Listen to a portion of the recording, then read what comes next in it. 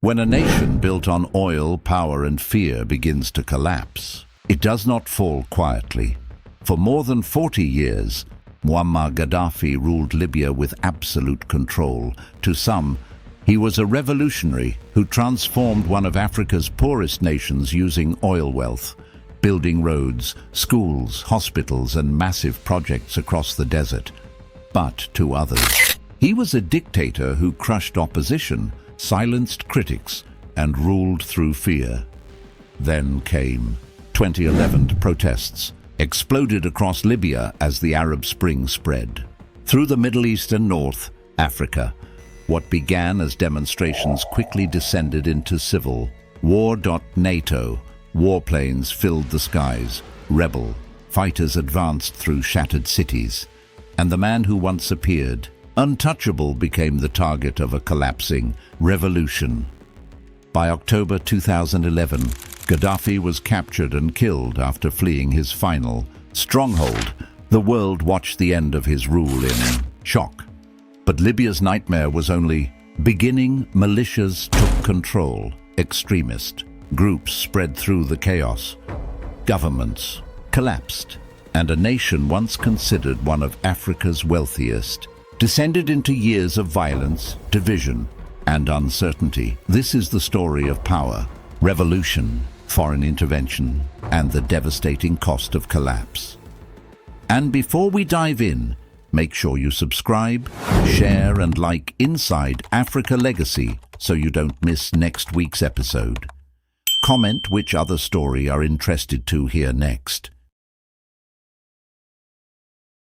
Libya, a nation stretched across the harsh deserts of North Africa, sitting on some of the largest oil reserves on Earth, a land rich beyond imagination. Yet for many ordinary Libyans in the 1950s and 1960s, that wealth felt distant.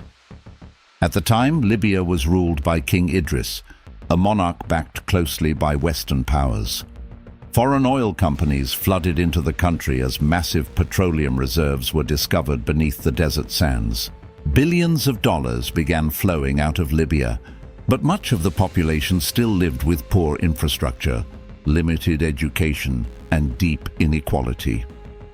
In villages far from the capital, many Libyans still lived without proper roads, modern hospitals, or reliable access to clean water. To young nationalists inside the country, it looked like Libya's resources were enriching foreign corporations and political elites, while ordinary citizens remained forgotten. Among those frustrated young men was a military officer named Muammar Gaddafi, born in a Bedouin tent near the desert town of Sirte. Gaddafi grew up witnessing both poverty and foreign influence inside Libya. He became deeply inspired by Egyptian leader Gamal Abdel Nasser and the growing wave of Arab nationalism sweeping across the Middle East. Gaddafi believed Arab nations had been humiliated for too long, controlled economically, politically, and militarily by outside powers. To him, Libya needed a revolution. Quietly, while serving in the military, Gaddafi began organizing a secret group of young officers who shared his vision. They believed the monarchy was weak, corrupt, and too closely tied to Western interests. Then, in September 1969, while King Idris was outside the country receiving medical treatment, Gaddafi made his move. Tanks rolled through the streets before dawn. Radio stations were seized. Military units loyal to the young officers took control of key government buildings. The coup happened so quickly and with so little resistance that many Libyans woke up to discover their country had changed overnight. Libya was no longer a kingdom. At just 27 years old, Gaddafi suddenly became the face of a new revolutionary government. And for millions of Libyans, hope exploded across the country. Almost immediately, Gaddafi moved to nationalize Libya's oil industry, demanding a larger share of profits from foreign companies. Oil, money that once flowed mainly outward, now began funding massive domestic programs. Schools were built across the country. Education became free. Healthcare expanded rapidly. Housing projects appeared in cities that had long suffered neglect connected isolated communities across the desert, while electricity and infrastructure spread deeper into rural areas. To many ordinary Libyans, life genuinely improved. Some families experienced access to modern healthcare and education for the very first time in generations. One of Gaddafi's most ambitious projects became known as the Great Man-Made River, a gigantic engineering network designed to pump underground fossil water from the Sahara Desert into Libya's crowded coastal cities and farmland. Supporters called it one of the greatest water projects in human history. Across Africa and parts of the Arab world, Gaddafi's image grew larger than Libya itself. He spoke fiercely against colonialism, Western intervention, and foreign exploitation of African resources. He funded liberation movements and pushed for African unity, presenting himself as a revolutionary willing to challenge powerful nations. To supporters, he was bold, fearless, and independent. But inside Libya, another reality was quietly taking shape. As Gaddafi tightened his grip on power, criticism became dangerous. Political parties were banned, journalists disappeared, dissidents were imprisoned, tortured, or forced into exile. Public fear slowly became woven into daily life. People learned to lower their voices when speaking about politics. Surveillance expanded. Loyalty to Gaddafi became deeply tied to survival. Over time, Libya transformed into a nation where one man dominated nearly every institution of the state. His face covered billboards, his speeches filled television broadcasts, his ideology shaped schools, government, and public life itself. To some, Gaddafi was the revolutionary who gave Libya dignity and power. To others, he was building something far more dangerous, a country where the future of an entire nation depended almost entirely on one man remaining in control. As the 1970s turned into the 1980s, Muammar Gaddafi was no longer just the ruler of Libya. He had become one of the most controversial and unpredictable political figures on earth. Inside Libya, he presented himself as the voice of revolution and resistance. Outside Libya, many Western governments viewed him as a growing threat to international stability. Gaddafi openly challenged the global order dominated by the United States and its allies. He criticized Western military presence in the Middle East, condemned capitalism, and accused powerful nations of exploiting Africa and the Arab world for resources and influence. But unlike many leaders who kept their opinions behind diplomatic doors, Gaddafi turned confrontation into part of his identity. His speeches were fiery, emotional, and often provocative. One day he would appear in military uniform, promising resistance against imperialism. Another day he would arrive at international summits surrounded by female bodyguards dressed in extravagant robes, refusing to follow diplomatic traditions. To supporters across parts of Africa and the Middle East, that defiance made him powerful. Many saw him as one of the few leaders willing to openly challenge Western dominance without fear. Gaddafi also invested heavily in Pan-African politics. He funded infrastructure projects, liberation movements, and political organizations across the continent. He dreamed of a united Africa with a single currency and stronger independence from Western financial systems. But to Western intelligence agencies and governments, Libya's actions looked far more dangerous. Throughout the 1970s and 1980s, Libya was accused of supporting armed groups and revolutionary movements in multiple countries. Some governments claimed Gaddafi was funding instability beyond Libya's borders. Then tensions exploded into direct confrontation with the United States. In 1986, a bombing at a nightclub in West Berlin killed 2 American soldiers and injured many others. The United States blamed Libya for the attack. President Ronald Reagan publicly labeled Gaddafi the mad dog of the Middle East. Days later, American warplanes crossed into Libyan airspace. Explosions tore through Tripoli and Benghazi during a series of coordinated airstrikes targeting military facilities and areas connected to Gaddafi's government. The bombings shook Libya. Civilians were killed. Buildings collapsed. And according to Libyan officials, one of Gaddafi's adopted daughters died during the strikes. But Gaddafi himself survived. And after surviving the attack, his image among supporters only grew stronger. To them, he had stood against the most powerful military force in the world and remained standing. Yet the conflict between Libya and the West was far from over. In 1988, tragedy struck again when Pan Am Flight 103 exploded over Lockerbie, Scotland, killing 270 people. Investigators eventually accused Libyan intelligence operatives of carrying out the bombing. The incident shocked the world and pushed Libya deeper into international isolation. Heavy economic sanctions were imposed, foreign investment dried up, air travel restrictions cut Libya off from much of the world. For ordinary Libyans, the sanctions became deeply painful. Prices rose, economic growth slowed, opportunities disappeared.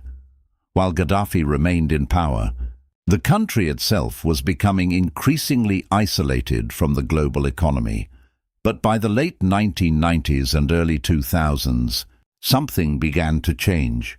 After years of pressure, Libya started rebuilding relations with Western nations. Gaddafi's government accepted responsibility for the Lockerbie bombing and agreed to compensation deals for victims' families. Libya also abandoned parts of its weapons programs, including efforts connected to weapons of mass destruction.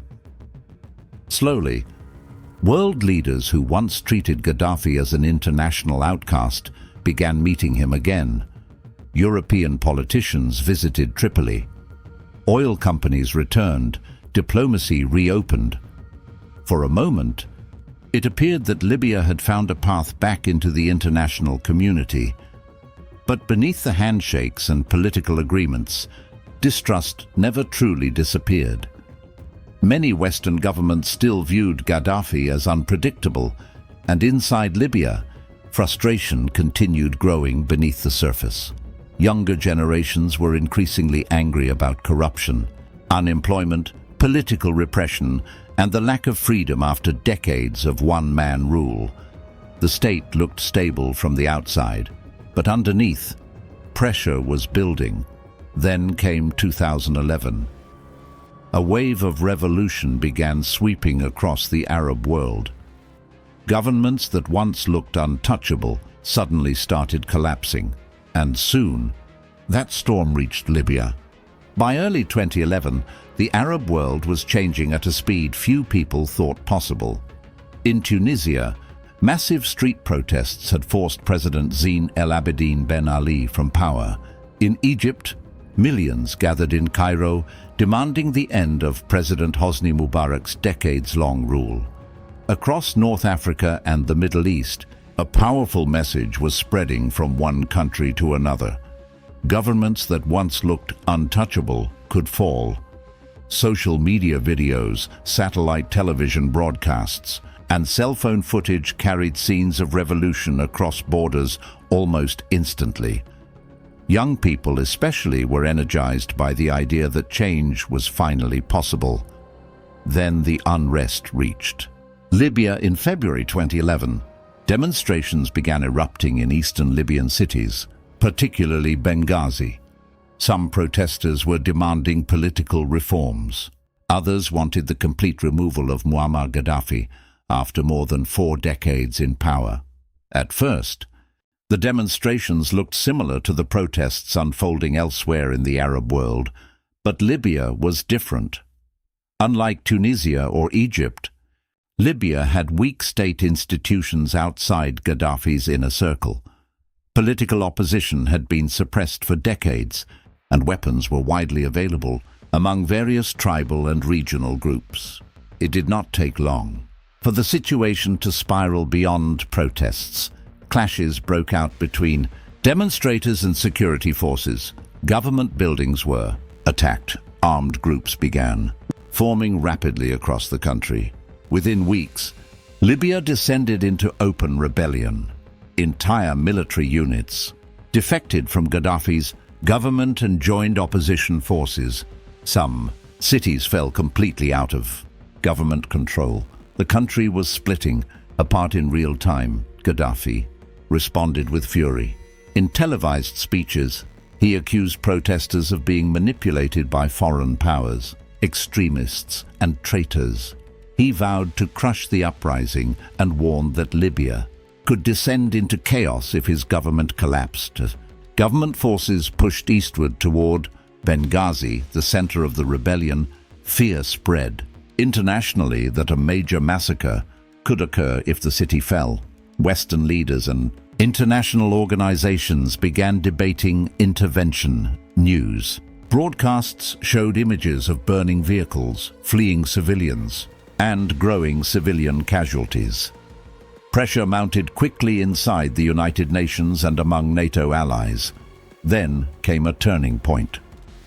In March 2011, the United Nations Security Council approved Resolution 1973, authorizing military action to protect civilians in Libya. Soon after, a coalition led by NATO launched a massive air campaign against Gaddafi's forces. Under President Barack Obama, the United States joined Britain, France, and allied nations in the intervention. Officially, the mission was presented as a humanitarian effort designed to stop attacks on civilians. Cruise missiles slammed into Libyan air defense systems. Fighter jets targeted tanks, military bases, communication centers, and armored convoys loyal to Gaddafi. For the rebels, NATO's air power became a game-changer. Government forces that once appeared unstoppable suddenly found themselves under relentless attack from the sky. Rebel fighters advanced city by city, while NATO aircraft destroyed key military positions ahead of them. Around the world, many people supported the intervention. They believed another humanitarian catastrophe was being prevented. To supporters of the operation, NATO had acted before Benghazi could experience mass bloodshed. But not everyone agreed. Critics argued the mission had rapidly evolved far beyond civilian protection. They claimed Western powers were now actively helping remove Gaddafi from power. Some questioned whether Libya was becoming another example of foreign-led regime change, disguised as humanitarian intervention. Others warned that removing Gaddafi without a clear long-term plan could destabilize the entire region. But on the battlefield, momentum was now fully against the Libyan government. Month after month, Gaddafi's control weakened. Cities fell to rebel forces. Loyalist troops surrendered or disappeared. Government compounds were abandoned. The image of the once untouchable Libyan leader began collapsing before the eyes of the world. After ruling Libya for 42 years, Gaddafi was no longer speaking as a confident revolutionary. He was becoming a hunted man. And as rebel fighters closed in on the capital of Tripoli, the future of Libya itself was about to enter its most dangerous chapter yet. By October 2011, the government of Muammar Gaddafi was collapsing faster than almost anyone had imagined months earlier. Tripoli, the capital he had controlled for decades, had already fallen to rebel forces. Military bases were abandoned. Government officials disappeared into hiding or fled the country entirely. The political system Gaddafi built over 42 years was no longer functioning, but Gaddafi himself was still alive, and as long as he remained free, the war felt unfinished. His final major stronghold was Sirte, the coastal city where he was born. Once filled with loyalist fighters and heavily defended positions, Sirte had become a battlefield surrounded by destruction. Buildings were shattered by weeks of shelling. Streets were littered with burned vehicles, rubble, and abandoned weapons. Rebel forces tightened their grip on the city day by day, while NATO aircraft continued flying overhead. Inside Sirte, conditions were becoming desperate. Food supplies were running. Low communication networks were collapsing. Loyalist fighters who once believed Gaddafi could survive anything were now watching.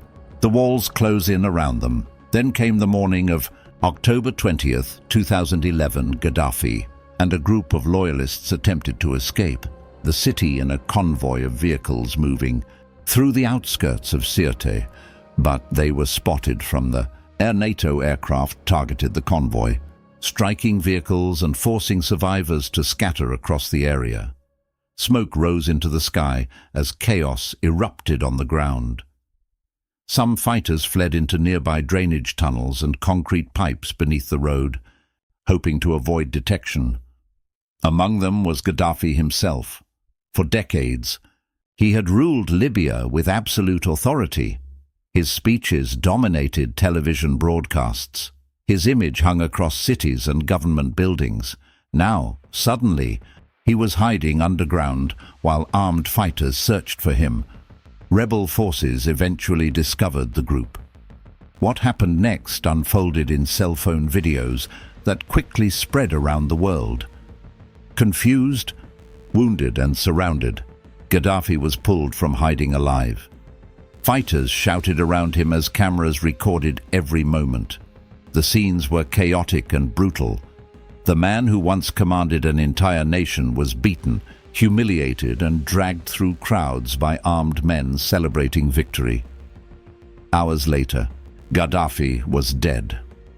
The exact details surrounding his final moments remain controversial even today, but one thing was undeniable. An era that had defined Libya for more than 4 decades had ended violently in a single day. Across parts of Libya, celebrations erupted almost immediately. Gunfire echoed into the air. Crowds filled public squares, waving flags and chanting slogans. For many Libyans, Gaddafi's death symbolized freedom after years of fear, repression, and dictatorship. Around the world leaders reacted cautiously but acknowledged that Libya had entered a new chapter. Some believed the country now had a chance to rebuild itself as a democracy. But beneath the celebrations, another reality was quietly taking shape. The war had removed Gaddafi, but it had also destroyed the system holding Libya together. Under Gaddafi, power had been concentrated almost entirely around his personal rule. Strong national institutions had never fully developed independently from him. Once he was gone, there was no unified structure strong enough to stabilize the country. Rival militias that fought together against Gaddafi soon began competing against each other for territory, influence, weapons, and oil facilities. Armed groups refused to disarm. Tribal divisions deepened. Regional tensions exploded. Political factions struggled to agree on who should govern the country. Instead of peace, Libya entered a dangerous power vacuum, and while the world's cameras slowly moved on from Libya after Gaddafi's death, ordinary Libyans were left facing a future filled with uncertainty. The dictator was gone, but the stability many people once took for granted had disappeared with him. What came next would transform Libya into one of the most unstable nations in the region and raise difficult questions about whether the world had truly been prepared for the consequences of removing a government without a plan for what would follow. After the death of Muammar Gaddafi, many people inside and outside Libya believed the country was finally about to enter a new democratic future. For a brief moment, there was hope. Crowds celebrated in the streets. Revolutionary flags waved. Above destroyed government compounds, fighters who had spent months battling Gaddafi's forces believed they had liberated the nation from dictatorship. But once the celebrations faded, Libya faced a reality far more complicated than anyone expected. The war had removed Gaddafi, but it had not created a functioning state to replace him. Under Gaddafi's rule, Power had been concentrated heavily around his personal control, his inner circle, and loyal security networks. Many national institutions were weak, fragmented, or dependent entirely on his authority. Once that authority disappeared, the country began breaking apart. Rival militias that had united against Gaddafi during the revolution suddenly turned against each other. Some militias controlled neighborhoods, others controlled oil facilities, border crossings, airports, and entire cities. Armed groups refused to surrender their weapons because no single government was powerful enough to guarantee security. Soon, Libya was filled with competing centers of power. In the capital, political factions argued endlessly over leadership. In eastern Libya, rival authorities emerged with their own military alliances, tribal divisions, regional rivalries, and ideological conflicts intensified across the country. Instead of one dictatorship, Libya was becoming a battlefield controlled by dozens of armed groups. Ordinary civilians paid the price. Kidnappings increased, assassinations became common. Entire neighborhoods were caught between militia, battles, and political violence.